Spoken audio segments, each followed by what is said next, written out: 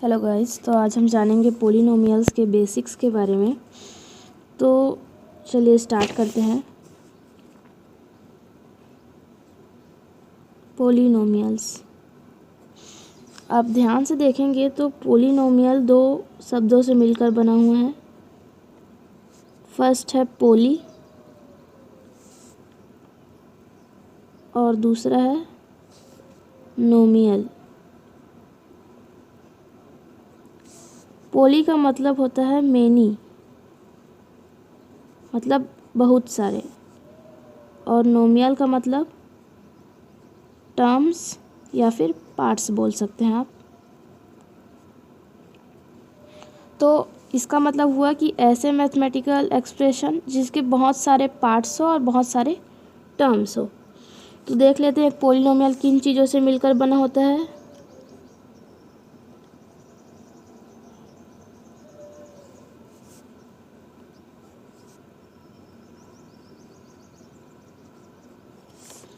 तो पहला चीज़ है आपका कांस्टेंट। कांस्टेंट मतलब जिसकी वैल्यू फिक्स्ड होती है, जैसे कि 1, 2, -3, √2, 0.5। ये सब जितने भी नंबर्स है जिनकी वैल्यू पहले से फिक्स्ड होती है।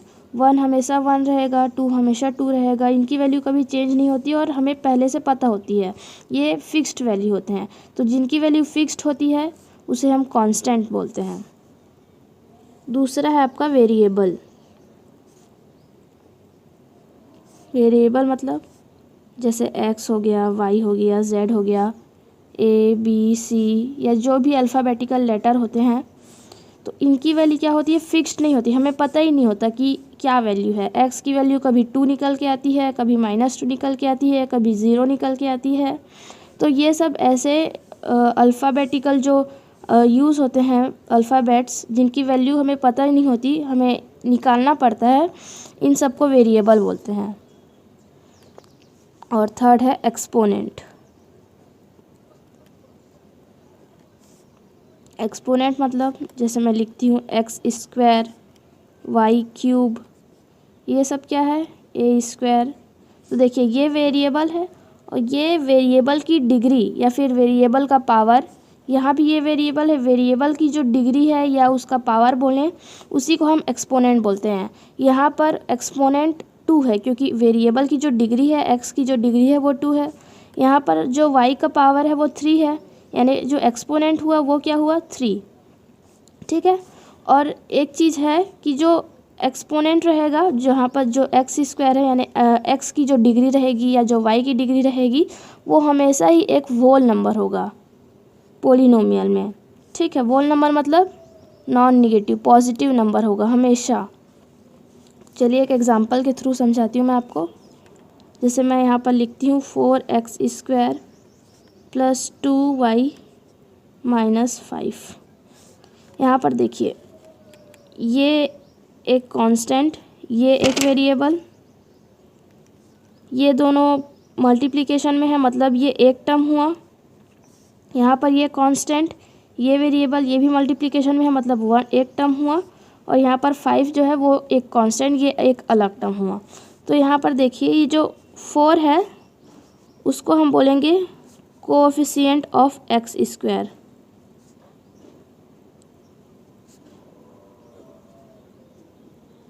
ठीक है, क्योंकि x² के जो मल्टीप्लिकेशन में होगा उसे हम बोलेंगे कोएफिशिएंट ऑफ x²। यहाँ पर देखिए आपको कांस्टेंट मिल गया, वेरिएबल मिल गया, एक्सपोनेंट मिल गया, ये पूरा पूरा एक टर्म हो गया क्योंकि मल्टीप्लिकेशन में है। यहाँ पर ये कांस्टेंट, ये वेरिएबल, ये मल्टीप्लिकेशन में है, मतलब पूरा का पूरा एक टर्म बन गया। और यहाँ पर ये कांस्टेंट एक अलग टर्म बन गया। ठीक है, और यहाँ पर देखिए यहाँ पर भी ये 2y जब भी मल्टीप्लिकेशन में होगा मतलब वो एक अलग टर्म है। और देखिए ये हो गया कोएफिशिएंट ऑफ x²। और यहाँ पर जो डिग्री ऑफ पोलिनोमियल होगी, अब देखिए यहाँ पर जो वेरिएबल है, यहाँ पर भी वेरिएबल है, एक वेरिएबल है x, एक वेरिएबल है y। तो वेरिएबल की जो हाईएस्ट डिग्री होगी, इन दोनों वेरिएबल में से हाईएस्ट डिग्री किस वेरिएबल की है, x की, और वो क्या है, 2। तो जो डिग्री ऑफ पोलिनोमियल होगा वो क्या होगा, 2।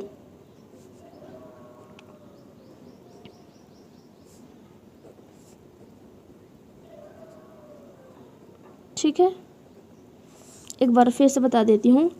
4 कांस्टेंट एक्स स्क्वायर उसके साथ मल्टीप्लिकेशन में है, मतलब जब भी मल्टीप्लिकेशन में होगा तो वन टर्म, एक टर्म काउंट होगा।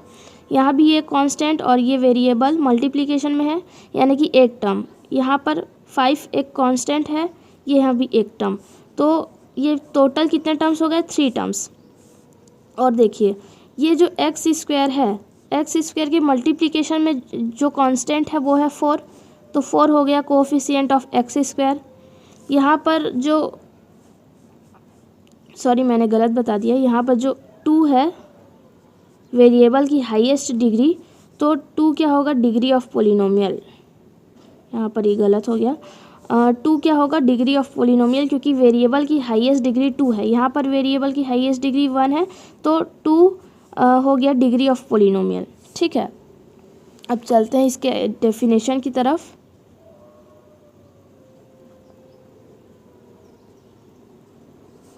डेफिनेशन क्या हो जाएगा? An expression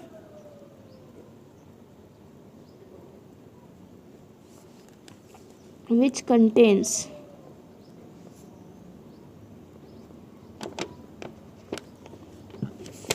one or more terms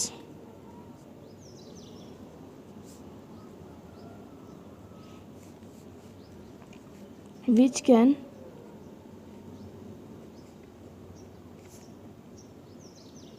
consist of constant variable and exponent combined by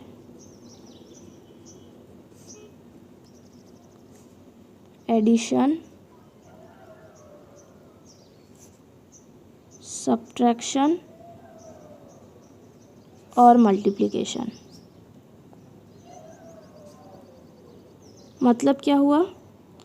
मतलब एक ऐसा एक्सप्रेशन जिसमें एक से ज़्यादा टर्म हो सकते हैं, एक भी हो सकता है या उससे ज़्यादा टर्म भी हो सकता है, which can consist of constant, variable and exponent, जिनमें हमें कांस्टेंट मिल सकता है, वेरिएबल मिल सकता है, एक्सपोनेंट मिल सकता है। ये तीनों चीज़ें जब कंबाइन की जाती है एडिशन, सब्ट्रैक्शन या मल्टीप्लिकेशन से, तब जाके एक पोलिनोमियल मिलता है। ठीक है, और गाइस जो पोलिनोमियल है उसको रिप्रेजेंट किया जाता है पी एक्स से।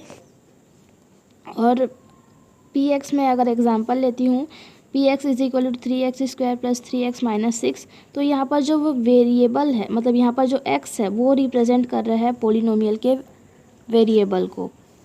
डिग्री ऑफ पोलिनोमियल, इसमें डेफिनेशन होगा कि अगर पी एक्स एक पोलिनोमियल है तो जो हाईएस्ट डिग्री होगा वेरिएबल का, मतलब वेरिएबल क्या है यहाँ पर एक्स की जो हाईएस्ट डिग्री होगी उसी को हम डिग्री ऑफ पोलिनोमियल बोलेंगे। अब इसके टाइप्स देख लेते हैं। तो पोलिनोमियल के क्या क्या टाइप्स हैं?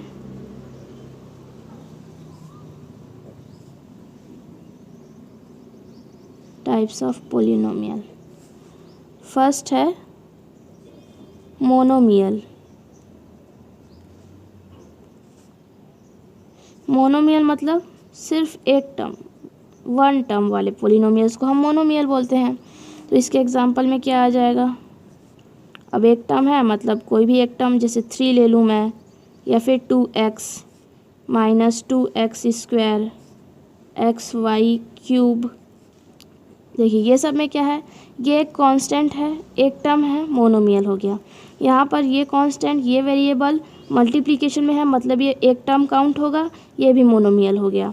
यहाँ पर -2 है और कांस्टेंट में, और एक्स स्क्वायर यहाँ पर ये एक्सपोनेंट मिल गया हमें, यहाँ पर वेरिएबल मिल गया, ये मल्टीप्लिकेशन में है, मतलब एक टर्म काउंट हो गया, तो ये भी मोनोमियल हो गया। यहाँ पर ये वेरिएबल एक्स वेरिएबल हो गया, वाई वेरिएबल हो गया, 3 जो है वो एक्सपोनेंट हो गया, तो ये भी एक टर्म काउंट होगा पूरा का पूरा, क्योंकि मल्टीप्लिकेशन में है, और ये भी मोनोमियल हो गया। अब चलते हैं दूसरे टाइप की ओर। दूसरा है बाइनोमियल।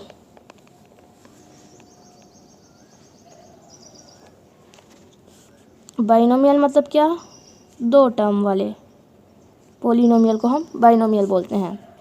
फॉर एग्ज़ाम्पल अगर मैं लिख दूँ 3x + 2, तो देखिए यहाँ पर 3 कांस्टेंट x वेरिएबल दोनों मल्टीप्लिकेशन में है, मतलब एक टर्म। यहाँ पर 2 कांस्टेंट, यहाँ भी 2 कांस्टेंट, मतलब ये एक टर्म हुआ, तो 1 टर्म एंड 1 मोर टर्म, तो क्या हो गया, ये 2 टर्म हो गए। और बीच में क्या है, कॉम्बिनेशन किस तरह से किया गया है, एडिशन के द्वारा, तो ये एक बाइनोमियल हुआ। अगर मैं लिख दूँ XY² + 9, यहाँ पर ये वेरिएबल, यहाँ पर आपको एक्सपोनेंट मिल गया, ये दोनों मल्टीप्लिकेशन में है, मतलब एक टर्म, और यहाँ पर 9 कांस्टेंट है, ये एक टर्म, टोटल 2 टर्म्स हो गए। और कॉम्बिनेशन किस तरह से किया गया है, एडिशन से। अगर मैं लिख दूँ 4y - 9, यहाँ पर 4 कांस्टेंट हुआ, y एक वेरिएबल हुआ, दोनों को मल्टीप्लिकेशन किया गया है, मतलब दोनों मल्टीप्लिकेशन में है। यहाँ पर 9 कांस्टेंट और कंबाइन किया गया है सब्ट्रैक्शन से, तो ये क्या हो गया, 2 टर्म, यहाँ ये अलग टर्म, ये अलग टर्म, ये भी बाइनोमियल का एग्जांपल हो गया। और जैसे मैं लूँ x² y - 6x, यहाँ पर x variable, y variable, x² variable की डिग्री मिल गई हमें 2, मतलब एक्सपोनेंट भी है यहाँ पर 6 कांस्टेंट x वेरिएबल, ये भी मल्टीप्लिकेशन में है, यानी कि ये एक अलग टर्म, ये एक अलग टर्म, दोनों को कंबाइन किया गया है सब्ट्रैक्शन से, तो ये भी क्या हो गया, एक बाइनोमियल। उसके बाद थर्ड है, वो है ट्राइनोमियल। ट्राइनोमियल में ऑब्वियसली 3 टर्म होंगे, क्योंकि ट्राई मतलब 3। अभी इसका एग्जांपल जो मैंने पहले एग्जांपल बताया था 4x² वाला, ये भी उसी का एग्जांपल हो गया। देखिए यहाँ पर कांस्टेंट, वेरिएबल, एक्सपोनेंट, यानी x², ये जो 2 है वो एक्सपोनेंट हुआ। यहाँ पर 2 कांस्टेंट y वेरिएबल, ये पूरा एक टर्म क्योंकि मल्टीप्लिकेशन में है, ये पूरा एक टर्म क्योंकि मल्टीप्लिकेशन में है, और ये कांस्टेंट अलग, यानी कि ये पूरा एक टर्म, टोटल 3 टर्म्स हो गए। और यहाँ कॉम्बिनेशन किस तरीके से है, एडिशन का सिंबल और यहाँ पर सब्ट्रैक्शन का सिंबल, मतलब ये क्या हुआ, एक ट्राइनोमियल। अगर मैं कोई और एग्जांपल लेना चाहूँ तो जैसे मैं यहाँ पर लेती हूँ x³ - 2y² + 9, यहाँ पर देखिए x variable, y variable, x के साथ एक्सपोनेंट क्या है, 3, मतलब वेरिएबल की डिग्री, x की डिग्री 3, तो यहाँ पर ये वेरिएबल मिल गया, एक्सपोनेंट मिल गया। यहाँ पर 2 कांस्टेंट, और जो y है उसके साथ मल्टीप्लिकेशन में है y², यहाँ भी एक एक्सपोनेंट और यहाँ एक कांस्टेंट, टोटल 3 टर्म्स हो गए, तो ये हो गया एक ट्राइनोमियल। अगर मैं और एग्जांपल लूँ तो 4y² - 2x + 6, यहाँ पर भी देखिए ये कांस्टेंट, ये वेरिएबल, यहाँ पर y की डिग्री 2 है, मतलब एक्सपोनेंट भी है यहाँ पर, ये दोनों मल्टीप्लिकेशन में है, मतलब एक टर्म, यहाँ पर कांस्टेंट, वेरिएबल, मल्टीप्लिकेशन में है एक टर्म, यहाँ पर कांस्टेंट अलग टर्म, तो टोटल कितने हो गए, 3 टर्म्स। कॉम्बिनेशन है यहाँ पर सब्ट्रैक्शन का और एडिशन का। ठीक है, तो होप आपको समझ में आ रहा होगा। और अब इसमें कुछ पॉइंट्स है जो मैं आपको बताती हूँ, जो आपको ध्यान में रखने हैं। फर्स्ट है कि जो कांस्टेंट नंबर होगा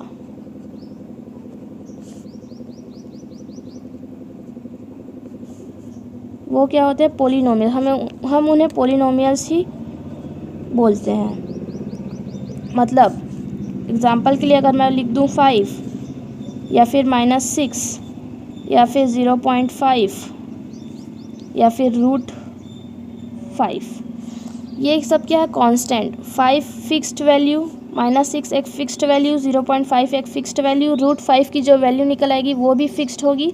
तो जो फिक्स्ड नंबर होते हैं वो भी पोलिनोमियल्स होते हैं, ये बात आपको याद रखनी है। सेकंड है वो है पावर ऑफ वेरिएबल, मतलब वेरिएबल की जो डिग्री होगी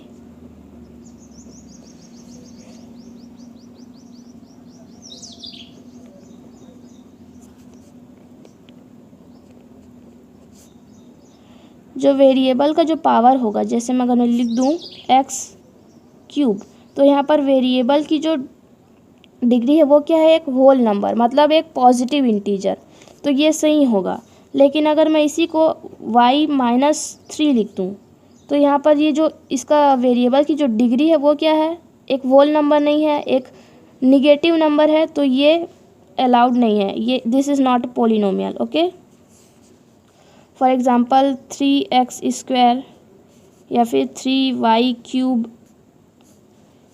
या फिर लिख दूँ 3x²y। तो ये सब में हमेशा क्या होगा, जो वेरिएबल की डिग्री होगी, जो वेरिएबल का एक्सपोनेंट होगा वो हमेशा एक पॉजिटिव नंबर होगा, एक होल नंबर होगा। ठीक है, और अगर वो एक होल नंबर नहीं हुआ मतलब वो पोलिनोमियल नहीं है। थर्ड पॉइंट क्या है,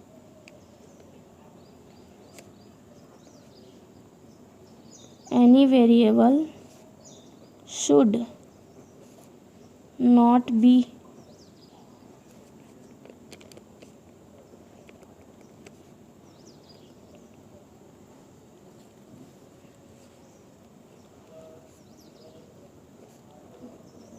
इसका मतलब क्या होगा, कोई भी वेरिएबल, कोई भी, चाहे वो x हो या फिर x² हो या फिर x³ हो या फिर y हो या फिर y² हो, a² हो, कुछ भी हो, वो कभी भी किसी भी टर्म के डिवीज़न में नहीं आएगा। मतलब अगर मैं ऐसे लिख दूँ 3/x + 2y - 6, तो यहाँ पर क्या हो गया, जो वेरिएबल है वो क्या आ गया, डिवीज़न में। ये एक अलग टर्म है कांस्टेंट का, या फिर मैं ऐसे लिखती हूँ 3y² + 2y - 6। मतलब देखिए यहाँ पर 3 एक कांस्टेंट, y क्या हुआ, एक वेरिएबल, y² मतलब एक्सपोनेंट 2, ये पूरा पूरा एक टर्म बन रहा है, और यहाँ पर कांस्टेंट 2 वेरिएबल y, ये पूरा पूरा एक टर्म, यहाँ पर कांस्टेंट ये भी एक टर्म, टोटल 3 टर्म्स हो गए। लेकिन इस टर्म के डिवीज़न में जो है वो क्या है, एक वेरिएबल है, वो एक कांस्टेंट नंबर नहीं है। मतलब क्या, ये पोलिनोमियल नहीं होगा।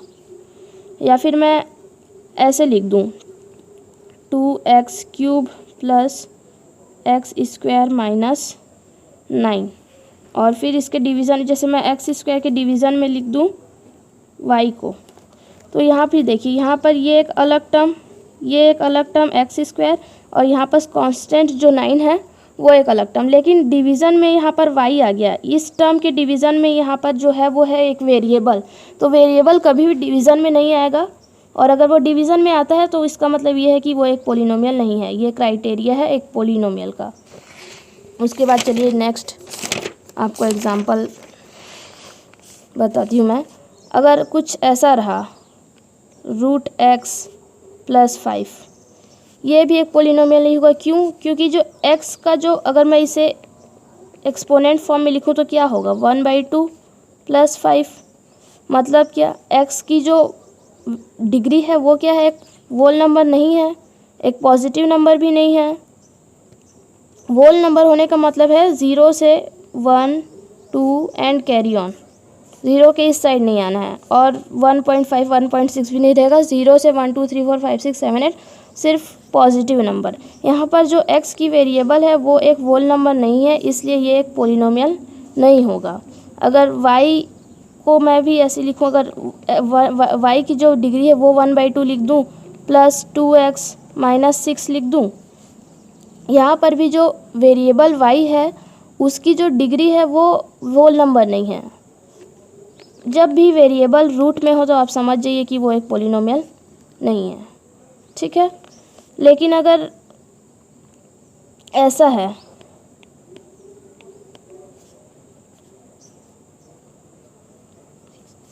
तो देखिए इसमें जो √3 है, अब आप ये मत सोचिएगा कि जो रूट है वो x² में भी लगा हुआ है, ऐसा नहीं है। √3 × x², यहाँ पर जो √3 है इसकी वैल्यू कुछ ना कुछ आएगी जो कि एक कांस्टेंट होगी, फिक्स्ड नंबर होगा वो एक। यहाँ पर √3 के साथ x² मल्टीप्लिकेशन में है, ये पूरा का पूरा एक टर्म। यहाँ पर 2 कांस्टेंट, x वेरिएबल मल्टीप्लिकेशन में है, पूरा का पूरा एक टर्म। यहाँ पर 6 कांस्टेंट, ये पूरा पूरा एक टर्म।